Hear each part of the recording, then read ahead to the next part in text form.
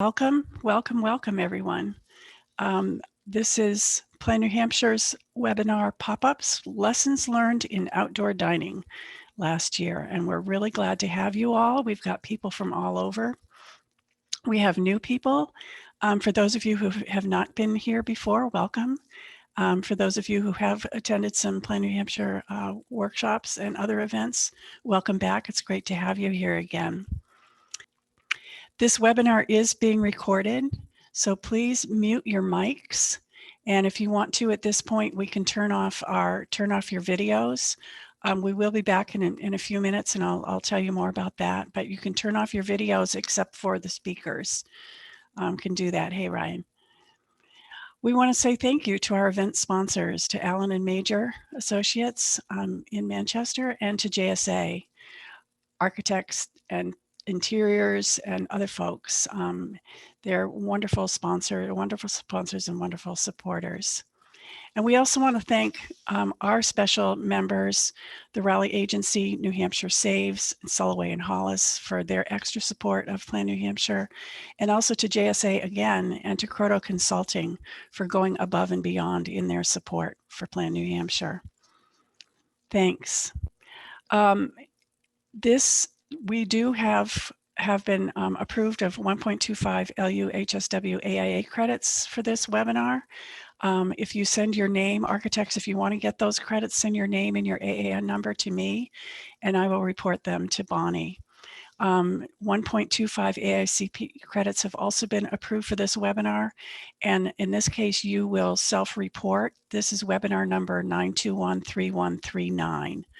And I do have that if you want, I would say write that down, but I can give it to you later if it goes missing. You must attend this entire webinar to get those credits. Okay. So, and before we get into this a little bit, I also want to let you know that save your questions. You're all going to have some questions to be asking any of the presenters or just kind of in general. What we're going to do is each of the presenters is going to present their what their thoughts and what they learned from outdoor dining.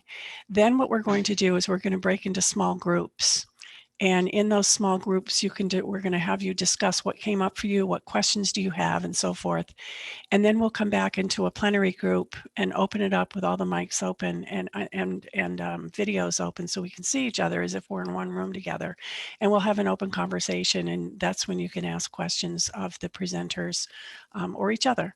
So that's how this is going to work for now. So as you do get questions, jot them down because you will have a chance to ask them later. So for those of you who don't know us, or those of you who are somewhat familiar with us, just as a reminder, Plan New Hampshire has a vision of healthy and vibrant communities across the state. And in order to get there, our mission is to foster excellence in planning and design and development of New Hampshire's built environment. So that's our lens. There's all kinds of things that can make communities vibrant. Our mission is to how can community design and planning and the built environment contribute to vibrant communities. And we do that by sharing information and inspiration for how community design and the built environment can contribute positively to where we live, work, and play. Next slide, please. So today's speakers we have and panelists, we have Nick Coates. He's the town administrator from the town of Bristol. We have Sarah Marchant. She's a second panelist. She does community development in the city of Nashua. And we have Ann Weidman, who is a director of community engagement for JSA. And she is also a part of Access Navigators. And we'll be hearing about that. So why don't we start with Nick? Thank you. Thanks, Rob, and I appreciate the opportunity to speak to you all today. Can everybody hear me okay? No problem? Yes. Yeah. All right, perfect. Yeah, so again, this is a great opportunity to talk about some things that went well for us last year. I know everybody had a lot of challenges, and so it's great to talk about the positives. I think one of the things that was really important about what we really tried to focus on throughout our COVID challenges is really trying to make the best of the situation. And so this is one more aspect of that. So a couple of things I want to say off the bat that are really important before I kind of go into the presentation is, so we're a rural community. Bristol's a rural community. We're about 3,000 by census. We get up to about 10,000 in the summertime, but by and large, we're 3,000 people. And so I think what people should recognize is that whether you come from a city, a suburb, or a small town, and really this is for the small towns I'm speaking to, is that small towns dogs can do this too, apparently. Small towns can do this. I think it's something that if you just think through, and hopefully we give you a couple of tools today to help you understand a little bit more. But small communities can do this. Rural communities can do this. What is really important as we work through all of our COVID challenges last year and even through this year, we started off very early in the process and around March when it was starting to really get serious. About making sure that no one was left behind. No business was left behind, no nonprofit was left behind, no employee was left behind. Everybody was in the boat and everybody was part of the problem solving solutions. So we got together as a staff pretty early in March, started to talk a lot about that idea. And one of the things that came out of that is how do we support our businesses? How do we make sure that our businesses make it through? We didn't want to lose anyone.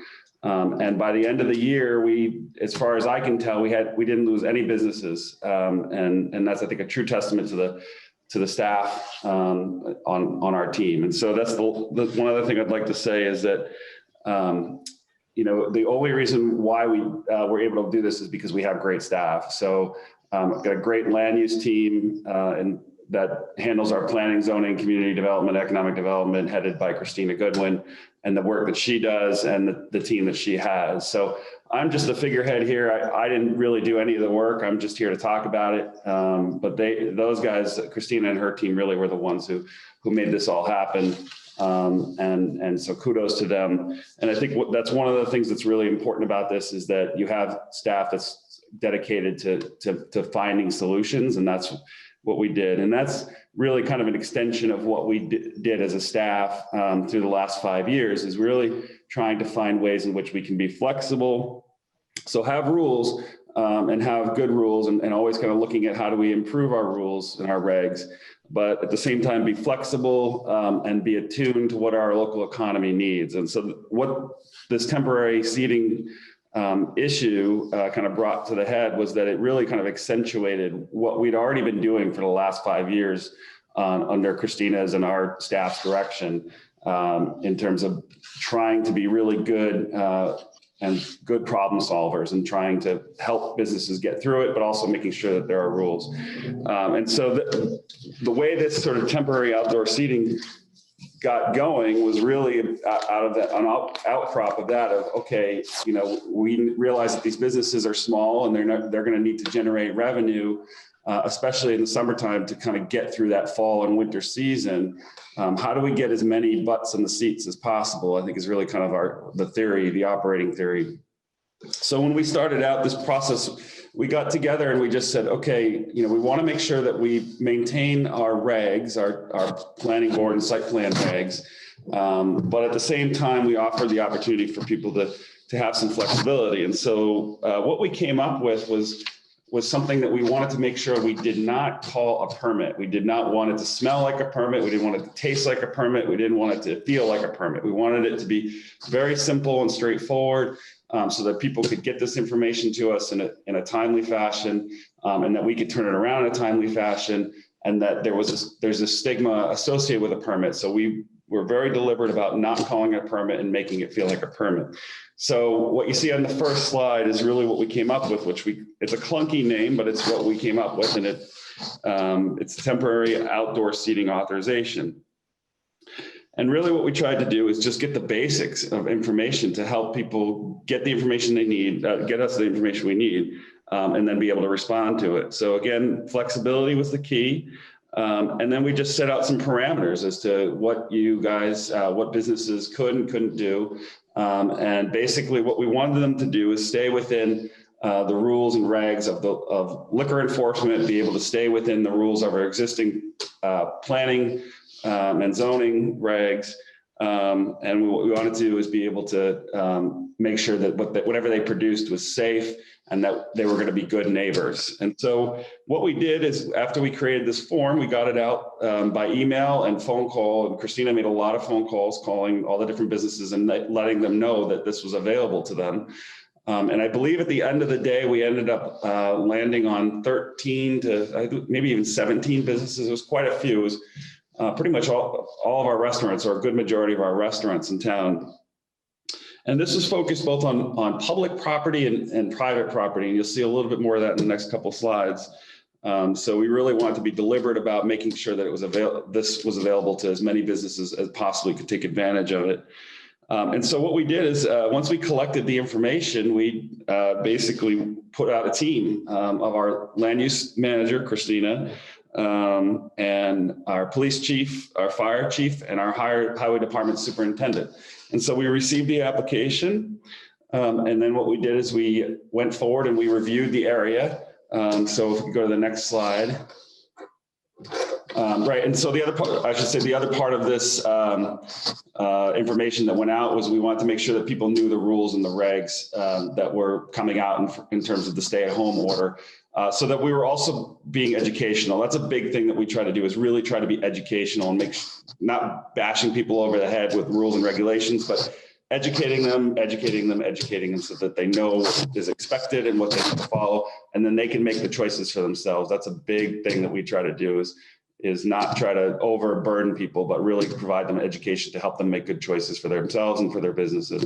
So that's what the backside of this authorization form was. If I could have the next slide, that would be great. Great. So what we did is, when we received the application, we also had people accompany a map with it. It was just a simple drawing is all we asked for, is just sketch out exactly what you were planning to do within the space that you had. And then we turned it over to our staff. So again, our highway supervisor, our fire department, our police department, and Christina, and they went out and they took a look at this map and how it was drawn, and looked at a couple different things. One, obviously, fire safety related issues, ADA compliance, making sure that it was ADA accessible as best possible, make sure that it was safe, make sure that it fall within the regs of any liquor licensing, if there was going to be liquor licensing involved. So again, not trying to make it very difficult, just trying to make it super simple, no cost, just get it out, get it to us, and then we'll turn it around quickly. And so this is what we received. This is one of the maps that we received of one of the businesses, and they explained kind of what they were planning on doing. And then we made some tweaks, and then went forward with it. And they opened up and had their restaurant run. And periodically we would check in and just make sure that they were doing what they said they were doing. And if they weren't, then, obviously just kind of educating them back to where we expected them to be. And what we wanted to make sure we did is that we were really clear that the expectations of what this was on the map would be. And then also that the expectation was that this wasn't going to circumvent the future planning processes. So if they wanted to do this on a permanent basis, then they would have to come back and do an adjustment to their site plan. But, and I think by and large, we didn't really have too many problems. We had a couple of people who had some trouble early on, just trying to figure out what was going on, but we did a really great job of kind of pulling that all together. So one of the last slides, and I'm not going to talk too much, but I'll just speak to this slide, and then I'll turn it over to, I guess it's to Sarah. This is our downtown. So the downtown, if anybody's been to Bristol over the last 10 years, you know that we've revitalized our downtown buildings and our downtown roadway, and really trying to make it a lot more walkable, bikeable downtown, a destination where you can come and relax. And so, and spend some time. So this was the public property piece of it. So earlier I showed you a map about one of the restaurants on their own property, and this is a public piece of it. So this took a little bit of thinking, but really kind of figured it out pretty quickly. So we talked to the owner of Shackus, and unfortunately you can't see the sign. I'm not a great photographer.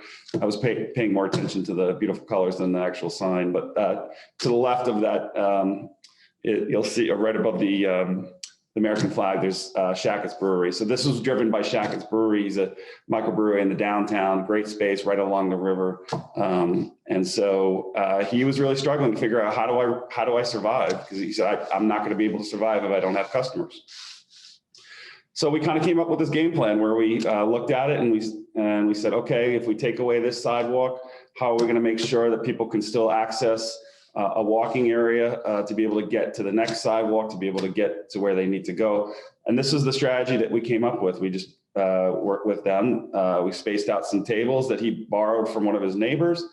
And then he was able to have that outdoor seating, and it created a whole new vibe in the downtown. We got the Jersey barriers up. As you can see, they're not great looking. Our downtown decorating committee, which does amazing work in the downtown. If you've ever been to downtown Bristol, it's like a botanical garden in the summertime. It's just a great place to be. So they built these planters just to make it a little bit more pleasant. We talked about having a local artist paint them. We didn't get to that point. We ended up focusing on a couple other things instead. But this worked fine. It worked well. And this year we'll be looking to extend that again this year with this, and hopefully get an artist this year to paint those Jersey barriers. But what I want to say, just kind of in closing, in terms of the downtown, is that our ability to be flexible created a new vibe in the downtown. So again, not just that we revitalized our downtown, but that it created this atmosphere of sort of people-centered place. And that was really important to us, is that it felt pedestrian friendly, it felt people-centered. And an extension of that is that we have a jazz club in town and a coffee shop in town that's owned by the same place.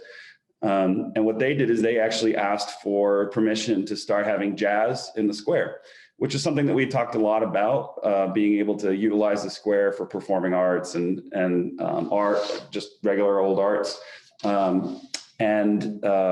It really kind of gave us that opportunity. So we had jazz in the square on, I think it was Friday and Saturday nights, which was awesome. So again, a new vibe in the downtown, a new feel, people-centered vibe, along with this approach. Again, I think our flexibility allowed us to keep all of our businesses, which obviously is a big deal, because our businesses by and large are locally owned. We received a lot of thank yous. The owner of Shackus had come up to us afterward and said, if it wasn't for what you did, I would have lost my business. And he was very, very appreciative. And this is someone who, during the planning process years ago, when he was kind of going through zoning, he had a very bitter taste in his mouth about how he went through the process, and not for not for anything that we did, but for just some of the processes that he had to go through. So he did a complete 180, which is just absolutely fantastic to hear that. And I guess the last thing I'll leave you with is that this has really kind of given us an opportunity to rethink our downtown and what we'll be doing with it in the future. So this will probably be some sort of permanent installation in the future. We have to think through what that will look like, but it's here to stay, and it's beyond just COVID now. It's really about kind of how we're going to start to do business. So I appreciate everybody's time to speak to you, and look forward to hearing from the other presenters. Thank you, Nick. That was great. I really liked that, the whole thought about using the sidewalk for the tables, and then turning those parking spaces instead of into more seating, having it turned into the sidewalk. It's another sidewalk or walkway. That's really great. Now I'm really happy to introduce Sarah Marchant, who will talk about what happened in Nashua. Thank you, Robin, and good morning, everybody. So outdoor dining overnight in Nashua. To start off, I just want to say that in a very small amount of time last spring, led by the mayor and our economic development department and director Tim Cummings, the city of Nashua came together to completely revamp our outdoor dining program, both in public and private space.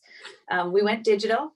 We abandoned some anti-change mentality that had been hanging in the ranks for quite a while, and came together to support all of our businesses downtown. So we had a lot of success, and we had some lessons learned that we're trying to build on this year. Next slide, please. I don't know who has the lovely purple crayon, but I think we can all see it. I don't know if you know that. So one of the first things we did was, how are we going to communicate and work this out together? We used GIS, and supported by Public Works has a great GIS department, and the Economic Development Department, who is in constant communication with every restaurant and retailer and business on Main Street, right? We have 4 lanes of traffic and parking on both sides in Main Street.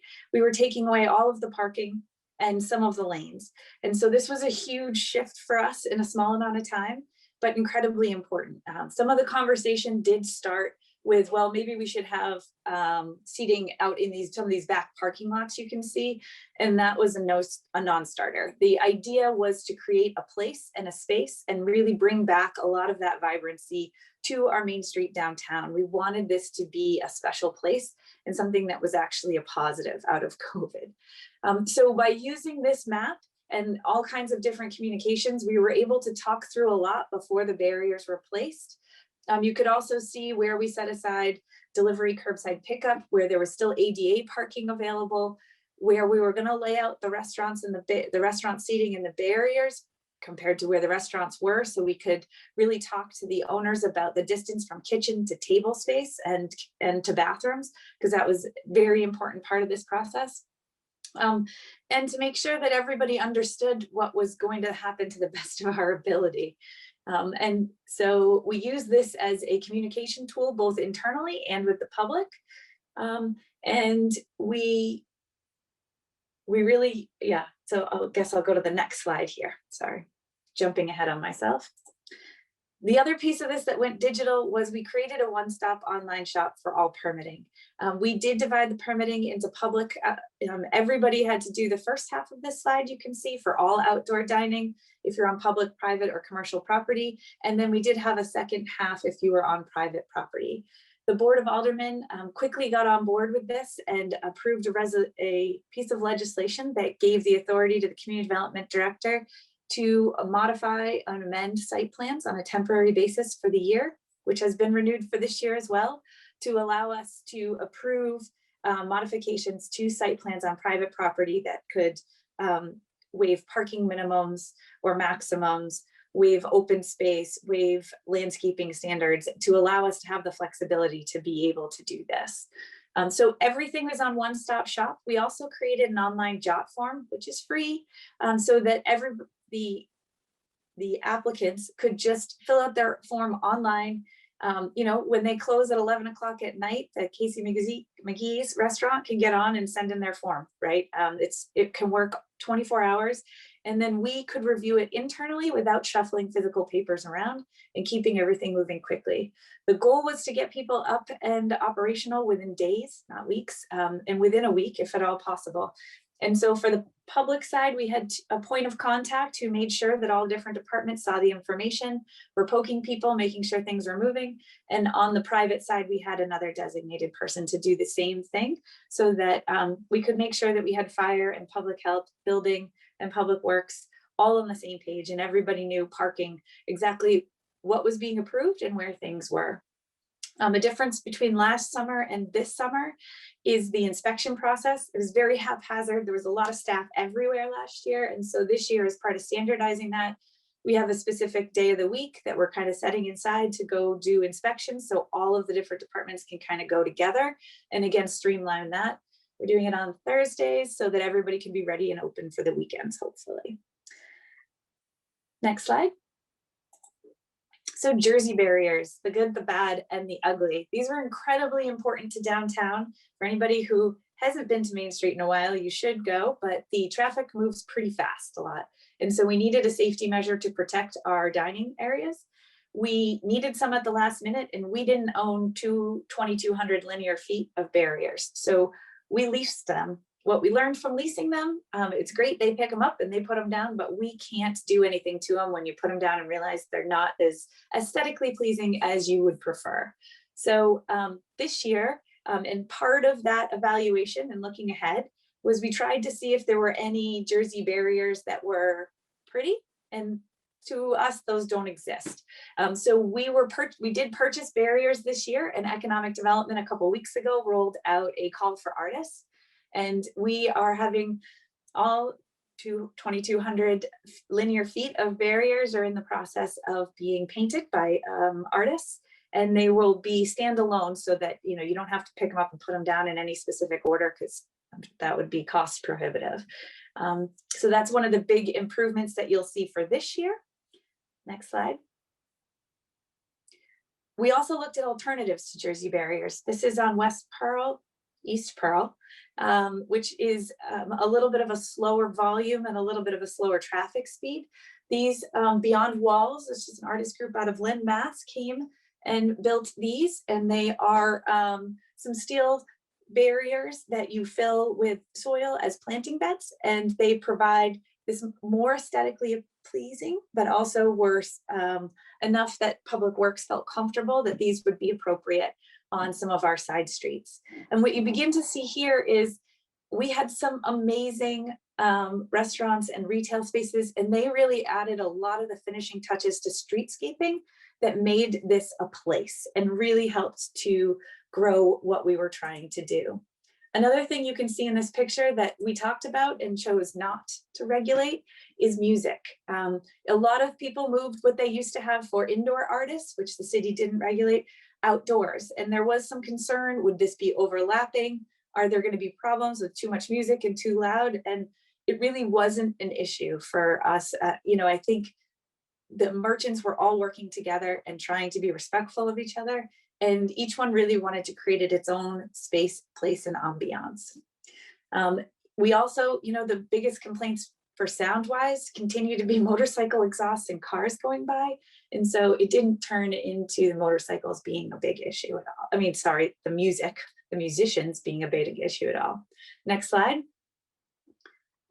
So we had lots of different streetscaping investments. And just to be clear, because we did use parking spaces and we do have some very significant granite curbs on all our downtown sidewalks, which are wide, that we were working with already, is that Public Works purchased ADA ramps to make sure that each one of these spaces was ADA accessible. And those were placed to make sure that they had the right access to the different retailers and restaurants and access to bathrooms. So those are important considerations when placing those. We wanted our outdoor spaces to be beautiful and functional. And you can see here, some of our retailers invested in even having landscaping companies come in and put in tree beds and different kinds of ways to improve the space. This was great. We welcomed this with open arms. They just had to be removed before we were removing the barriers in November. Another thing to consider we didn't know up front was the idea of igloos and tents and how some of these propane heaters would work out. The important thing for us was that the fire marshal was able to approve the propane heaters and that all tents and igloos had to go through. They pretty much worked out just fine. I will say some of the biggest considerations, especially as it got colder, was maintaining ADA access around them and snow removal, who was responsible, how we were going to do that. But overall, I think we've had a lot of success with that and are going to continue to grow that program. We did keep our sidewalks largely for pedestrians and bicycles. We didn't have scooters last year. We had electric scooters 2 summers ago. They are coming back this summer. They were a huge hit and the city loved them. So one of the things that we're really working on this year is better bicycle access and scooters. So how are they going to interact on Main Street without being in the dining areas? We think we have some good ideas to pull that off. Next slide. So for private property, what you're seeing here, for those of you who aren't as familiar, is a more traditional site plan approval. This is for a restaurant off of Amherst Street or 101A. They have, there's the restaurant and the giant parking area. As part of the waiver, the Board of Aldermen, or the permission the Board of Aldermen granted to community development to be able to waive these, was that we, instead of having you go hire your engineer and this would take months and come back, we allowed you, if you can hit next, to use an aerial photograph and draw in what you're going to do. We needed to see the drive aisles. We needed to see the function of traffic, where your outdoor seating was in relation to access to bathrooms and kitchens, and how we could keep this, how we're keeping guests safe and still providing enough room for fire access and one of the biggest things we negotiate is not taking all your ADA parking spaces for seating. So we had 25 restaurants take advantage of this last year. I think we're already approaching closer to those numbers this year. We're rolling out outdoor dining right now, and it's a reapproval process. And this was incredibly successful. Again, the partnership between businesses and the city was phenomenal. The way the city, all the different departments, fire, building, planning, DPW, public health, everybody came together, led by economic development and the mayor. This was a whole city effort, and it was really phenomenal how much of a partnership it was. So the next slide, which will not work here, but I would encourage you to check it out on Facebook. This was Frontera Restaurant. This is their opening day with their parking lot that you just saw the aerial image of. You can see they painted the ground, right? That maybe they needed to repaint it this year, but it created a really awesome ambiance. They have music playing outdoors, and it really allowed, I think, a lot of businesses to stay alive in a difficult time of COVID. You know, it's not replacing all their revenue, but it certainly allowed them to thrive to the best of their abilities in this time. And with that, I will pass it on. Thank you so much, Sarah. That's so great. But all the things that you did, I remember it wasn't long after you opened that your mayor said, "This is so awesome. Let's do it every summer." So that's really great. Thank you. And now I'm happy to introduce Ann Weidman from JSA and also Access Navigators.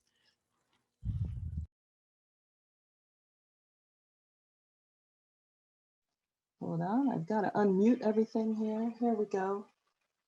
Thank you, Robin, and good morning, everyone. My niche here is a little bit more in accessibility, but I've been a part of the outdoor dining planning since last June in Portsmouth. Next. Last year in Portsmouth, the outdoor dining was a little bit late to the table, I'll say. It wasn't till the middle of June that we figured out how to do it. And the three things that we considered last year were to plan our dining to make it safe, to bring it online fast, and to make sure it was affordable to the restaurants. So for the most part, we did what we could with what we had. We had borrowed jersey barriers that we couldn't decorate in any way, and things kind of dropped into place, and we lived with it as it was. Next. In that urgency to get things to happen, many of our communities, and Portsmouth included, didn't quite come up to snuff with accessibility. Next. We've got a group of people impacted by disabilities who we always look to keep our assessments real when we're looking at accessibility in restaurants. When I reached out to those people, including Todd Hansen on the right, who's my colleague with Access Navigators, 100% of our people who are usually our fact checkers simply weren't going out to eat last summer, but they're all saying, as soon as it's safe to come out, we're gonna be out. You're gonna see us downtown. And so this is the year we really have to get it right. Next slide. Accessibility in outdoor dining is dependent on the topography and the existing curbing. So this year, especially in Portsmouth, we're looking at the modifications to improve access for people impacted by disabilities. Next. The criteria we use: can I get to a table? Is there adequate travel path between tables? And in a COVID era, that's always going to be yes. With 6 foot distancing, the ADA looks for 36 inches. And can I get to a restroom? Next. ADA law requires that 5% of your restaurant seating be accessible. And so that's 5% of all your seats. If you have a restaurant with 100 seats and 20 of those are on the patio, we're still only looking for 5 accessible seats. And those seats, by ADA law, those seats can be inside and not on the patio. So clearly ADA law was not written planning that there was going to be a pandemic come along, because most people impacted by disabilities actually don't want to be inside. They want to be outdoors on our patios. So this is when we have to really become advocates and educate our restaurants on how to best do it. Next slide. So here's what we saw in Portsmouth last summer. And for those of you who don't know the stats in Portsmouth, we're a small city with a population of about 22,000. but we have over 26,000 restaurant seats. It's an extraordinary lineup of restaurants. Last year, we had about 31 restaurant permits for outdoor seating. This year, the portal is still open. We're up to 44 restaurants for outdoor seating, and there's still a few to come in. So we're going to nudge close to 50 restaurants outdoors in Portsmouth this season. Next slide. Last year, just by the luck of the land, we did pretty well with what we had, and there were a lot of accessible choices. At Access Navigators, we wrote reviews of outdoor dining. We posted them on our Facebook page, and we were only writing reviews of restaurants that had good accessibility. When we would post one of those reviews on our Facebook page, they would, each time, they got between 8,000 and 10,000 views. So we learned from that that this was a hot topic and people were interested in hearing which places were accessible outdoors. Next slide. So here we are in May and early June, downtown was vacant, but by the end of June, early July, we really escalated into a very, very vibrant outdoor dining scene. Next slide. When you're looking at accessibility, the big enemy zone is going to be the curb. And sometimes it's as simple as paying attention. The outdoor dining patio on the right had a very nice curb cut that led right into their patio, but they set an umbrella in front of it and blocked it. So that's where you just need to have some eyes on your downtown, do frequent walkabouts, check your access really weekly into these spaces. And in this case, we just nicely said, could you move that umbrella to the left a little bit? And they did, and now we had an accessible space. Next slide.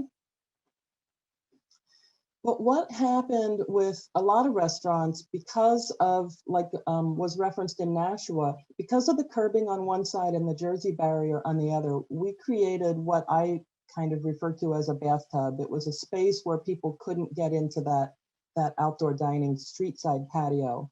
But one thing to remember with these ADA laws is that we don't necessarily have to make that street side patio. In this case, we don't have to make that accessible because that particular restaurant had a second patio in the back that was much better.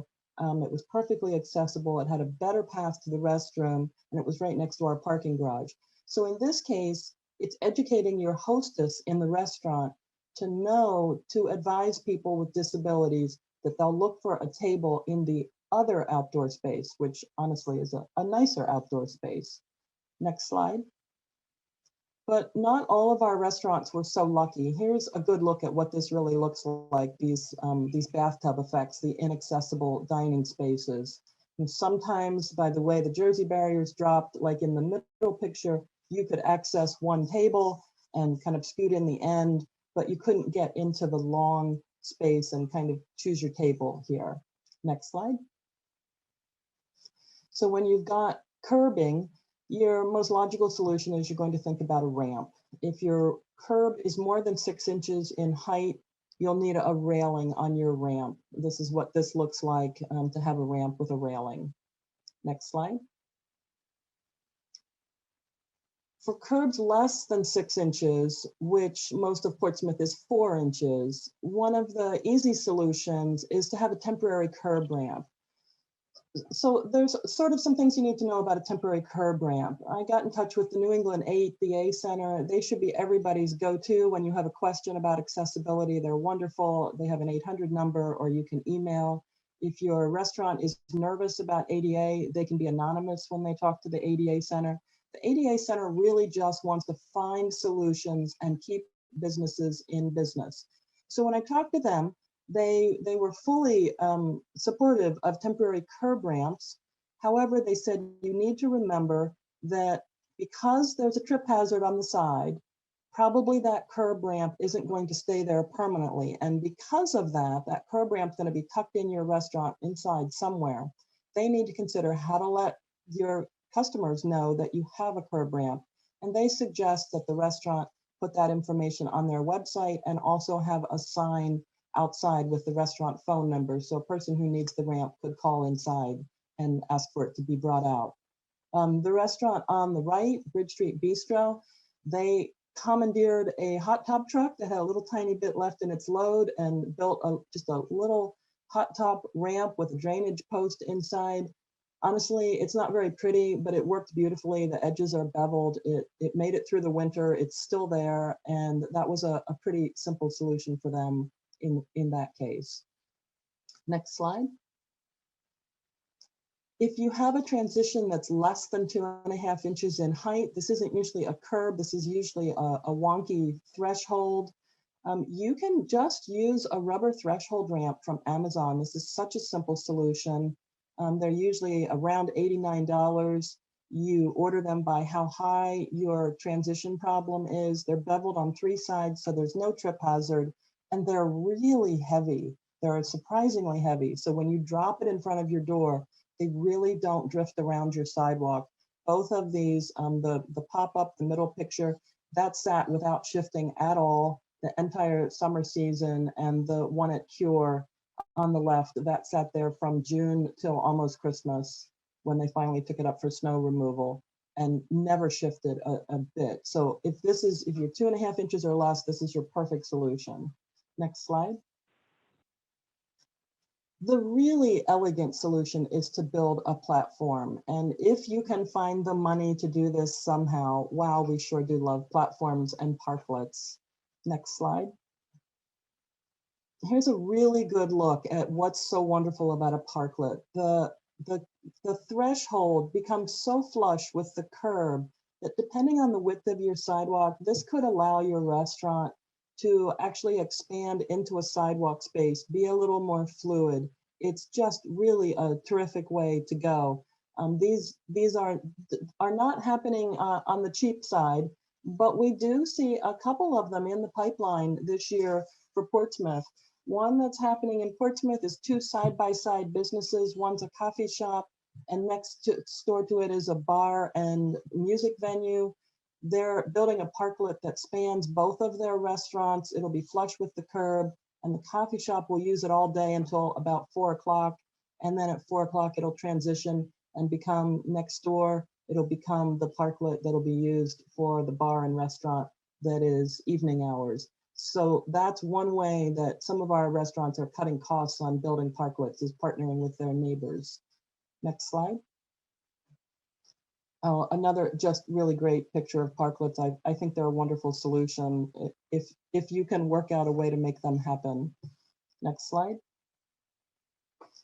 So if you have a restaurant in your town that's thinking about parklets before they, wear their fingertips down Googling on how to do it, just go to NACTO. It's nacto.org. This is a really respected website by city planners, and they have a whole section on parklets.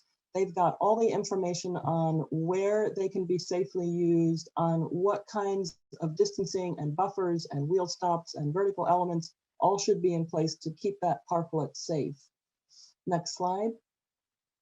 They've also got a lot of diagrams for the underpinnings of what happens underneath those parklets. I've shared this with some of the potential parklet builders in Portsmouth, and every single one of them assumed it was 2x4s under a parklet. And this was a game changer to see how NACTO is sharing the construction underneath, that they're doing it with bison pedestals and little 2x2 sections that just pop in, making this a much easier to install, pull out and store, and bring back again next year type of situation. Next slide. And the last thing that we look at is the travel path to the restroom. Here in Portsmouth, there were some restaurants that had dining out behind. That meant you were going to use their rear entrance to get into the restroom. The rear entrances had stairs. That meant a person with a disability challenge that couldn't use stairs was going to have to go the whole way around the block to go in the front.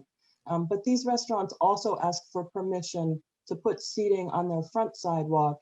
And again, this is just having your restaurant staff be aware if someone calls for a reservation, they need to make sure people with disability needs get those out front tables, because that's your easy path to the restroom. Next slide. Sort of as a wrap, not associated with a restaurant, but a terrific accessibility addition that we just did in Portsmouth was adding 10 accessible picnic tables all throughout downtown. This was some small money that the city found, kind of turned this around on a dime, ordering these tables. The open side accommodates I call it wheel friendly. It accommodates a wheelchair, it accommodates baby strollers. These tables dropped about 3 weeks ago, and we've been told since they went all over our downtown, the lunchtime takeout trade has increased in all the restaurants that are close to these tables. People finally have a place to sit down and dine because most of our outdoor tables have not come out yet. And so I just want to also say, with all of this outdoor dining that's happened in Portsmouth, these dining spaces have really turned into beta testing for the downtown space usage, and they've become part of the data that's informing the upcoming downtown master planning. And we think that what we're seeing with the street side dining is going to change what we see in the next 5 years for master planning downtown, with widening of sidewalks. We're already exploring small scale street closures. Some might happen this year.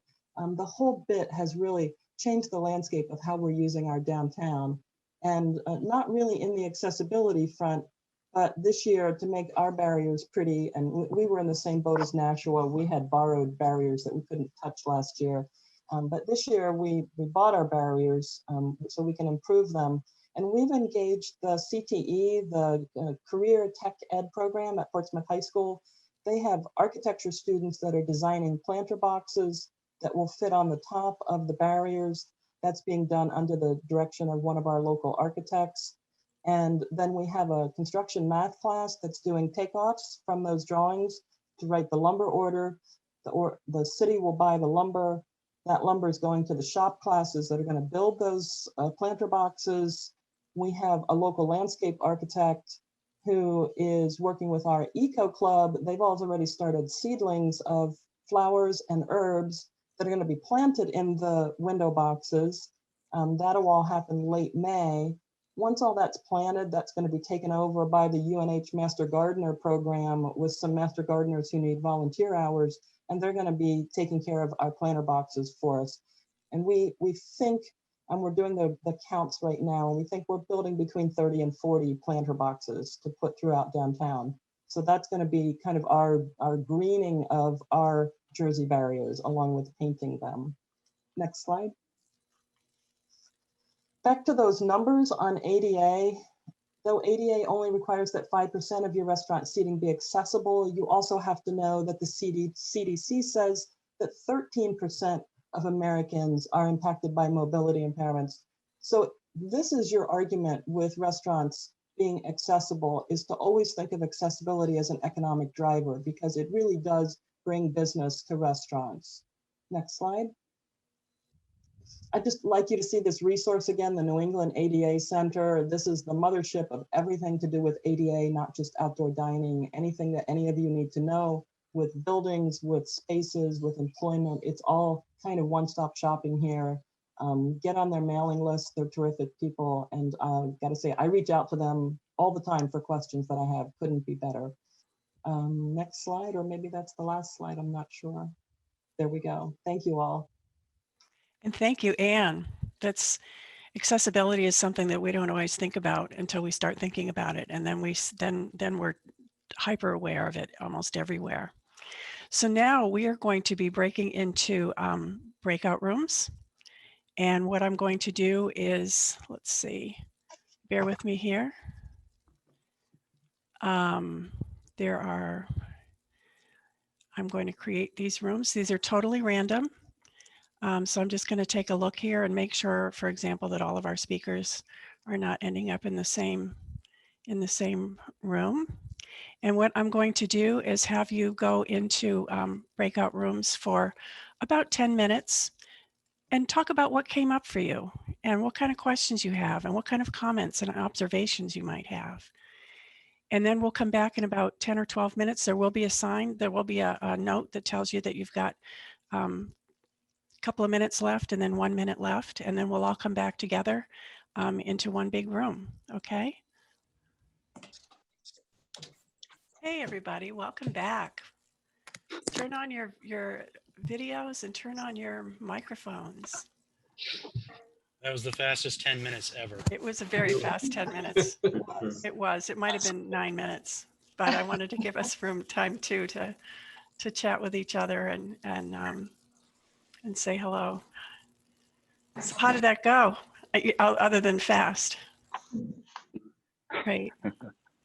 Thank you. I think I was in two different. different sessions, so that was fun. You were? What? How did that happen? Because I have my audio on my phone and I had the computer going with the screen. So you put me in two different sessions. Oh, I was It's all right. wondering what was going on. I- Well, I didn't do it. It was, I saw a group that had your name and I was scrolling. I went, wait a minute, isn't he down there? Anyway, so there you I go. wondered where you went. Oh, for heaven's sakes, that's funny. So, everyone, any comments, any questions, this is your time that you can talk to each other, ask specific questions. Sarah Marchand, where are you? Right here. We don't have that, since I don't have just speaker view. Did you hear any questions in your group that maybe you could address to everybody?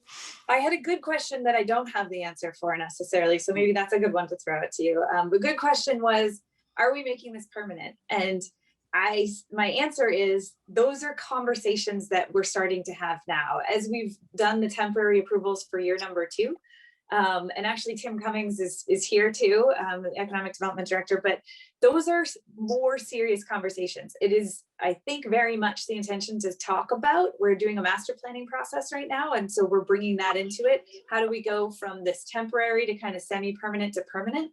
There's a very different piece of this for winter and summer. You know, parking in front of Rockstar parking in front of everybody's store is more important in the winter with snow and everything than it is in nicer weather when people can walk, because we have oodles of parking to serve everybody downtown, even if you don't get to park like a Rockstar in front of the store. But I think that's a little different in the winter. So those are conversations that I think are going to be difficult, that we're starting to embark on now. And if anybody has ideas about how to convert to permanent more easily and affordably too, it'd be wide open. Well, I think, Sarah, if I can jump in, I thought one of the things that struck me about your presentation was sort of a very quick comment you made. The traffic downtown is high speed or whatever. And so my response to that is, what can we do about slowing the traffic down to create more of an ambiance of balance between vehicular and pedestrian and seated people? I think the Jersey barrier, and however you dress it up, it's lipstick on a pig.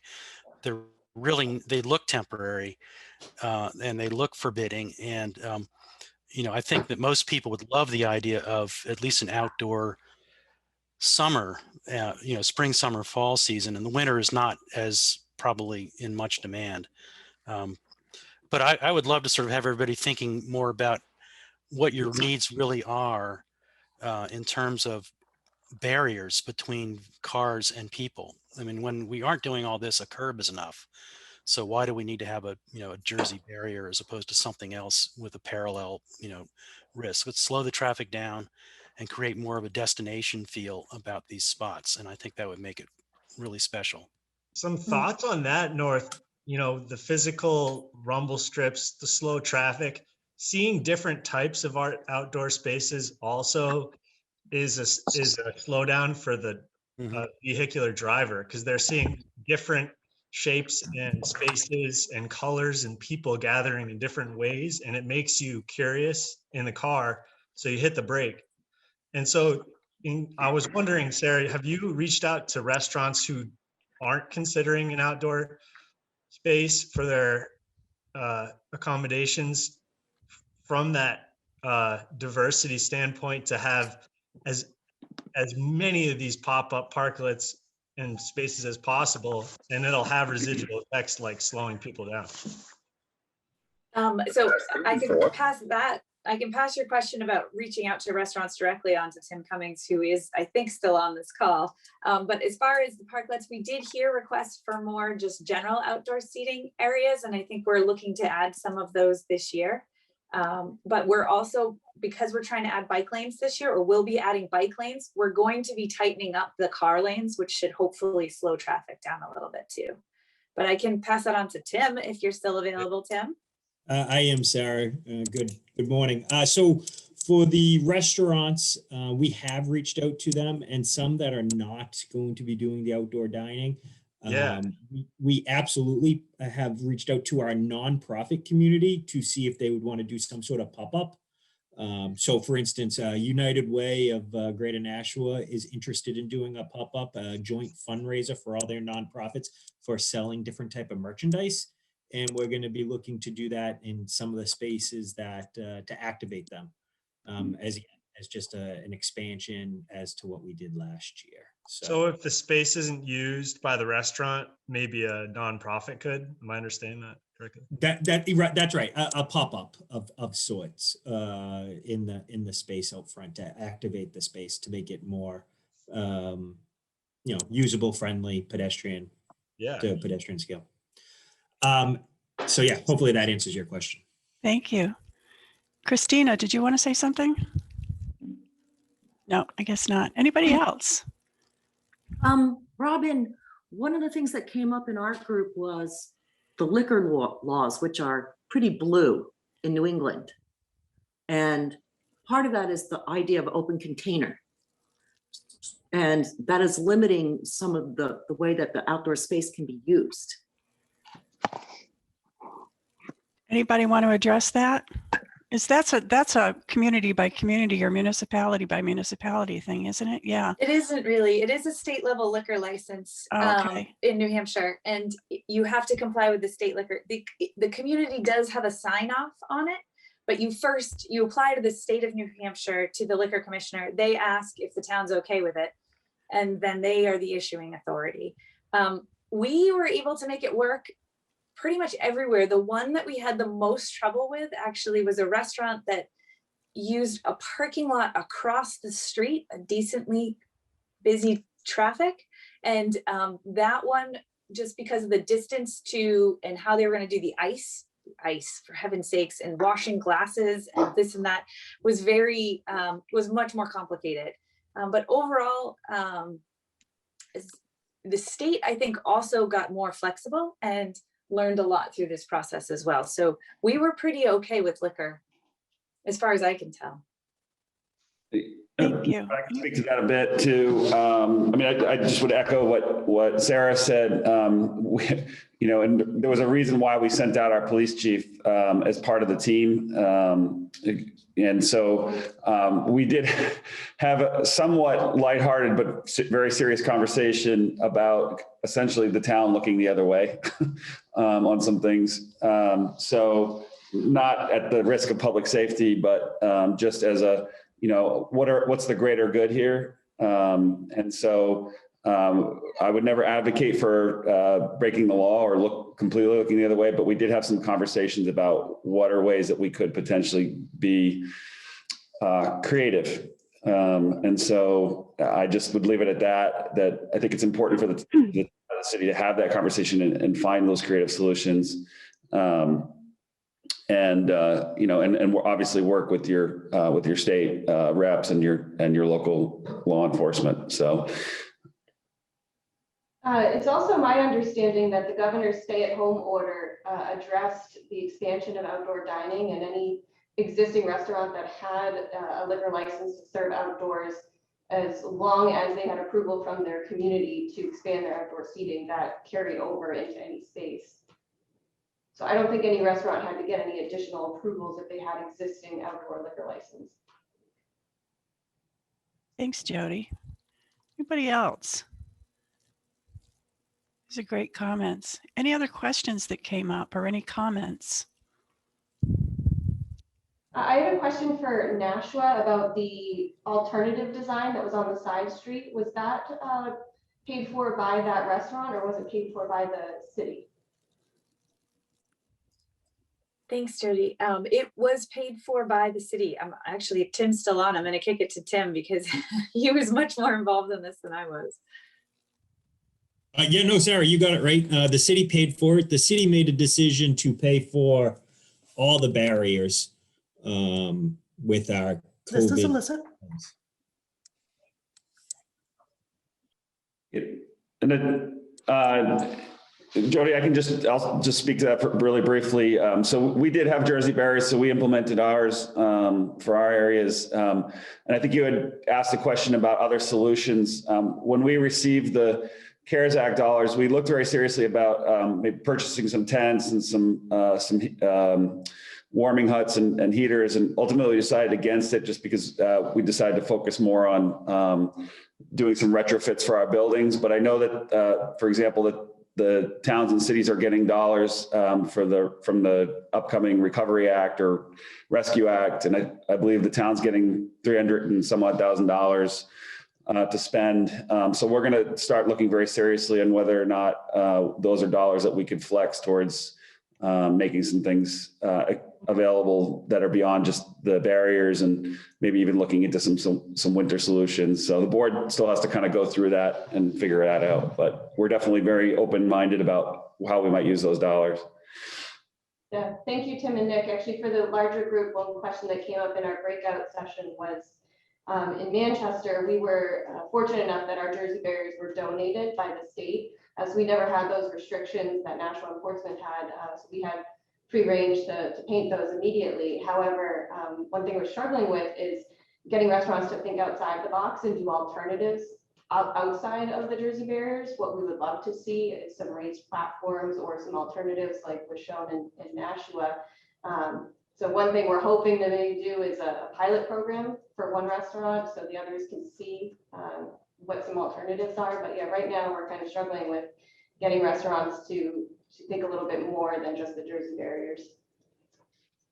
Yeah, and if they're not aware of what's possible, that's great. Well, we're just about out of time. I want to thank all of you for being here today. I want to thank our sponsors again, Allen and Major and JSA. This has been a great conversation, and I of course want to thank our panelists again, Ann Weidman and Sarah Marchand and Nick Coates. This was awesome. This has been being recorded and it will be posted within the next day or two. Coming up, Tim, you mentioned pop-ups a couple of times. On April 15th, our next webinar is going to be on pop-ups. Pop-ups 101. What are pop-ups and how can they really benefit communities in their planning and short-term and long-term thinking, and especially as we're all coming out of COVID now, how can using pop-ups be a really great tool for that? If you're not on our mailing list, some of you are not, you will be getting a note from us because you were part of this, but that doesn't mean we've put you on our general mailing list because we don't do that without your permission. So if you'd like to be put on our mailing list for the next webinar, that would be great. And thank you again to everyone. This has been a really great conversation. I wish it could be longer. The pop-ups one will be April 15th from 9 in the morning till 10:15. But Rebecca Stone, some of you who were at NECAPA a year and a half ago or so up in the mountains was there, and she has agreed to go an extra few minutes to actually to answer extra questions. But that will be the regular announcement, and registration for that will be going out this week. But again, thank you to all of you, and also to the woman behind the curtain, to Stephanie, for recording this and being the tech person and keeping the slides going and so forth. So thank you, everyone. Have a great day, and I hope we'll see you all next month. Thank you.